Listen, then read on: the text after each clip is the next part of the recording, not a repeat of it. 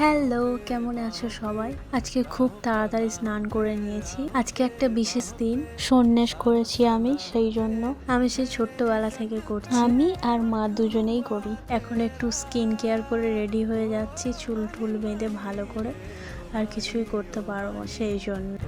এবার তৈরি হয়ে আমি উত্তরীয়টা নিতে যাব। তো ওটা নেওয়ার পরে আমি শিব গোত্র ধারণ করলাম। আর কালকে হচ্ছে নীলষষ্ঠীর পূজা, জানো তো, সবাই জল ঢালবে শিব ঠাকুরের মাথায়। তো এই ব্রতটা অনেকে 1 মাস ধরে করে এই নীলষষ্ঠীর পূজার দিনকে শিব ঠাকুরের মাথায় জল ঢালে, আর এরকমভাবে ব্রতটা শেষ হয়। চুলটা আমি বিনুনি করে নিচ্ছি, নইলে ঘেঁটে একদম বিচ্ছিরি হয়ে যাবে, সেই কারণে। তো এই যে কথা বলতে বলতে আমি রেডি হয়ে গিয়েছি। এবার এখন উত্তরীয়টা নেব। নেক্সট ভিডিওটা দেখো, কি করছি বুঝতে পারবে। আর নেক্সট ভিডিওটা আমি আপলোডও করে দিয়েছি, দেখো। আর যারা আমার চ্যানেল সাবস্ক্রাইব করোনি, সাবস্ক্রাইব করে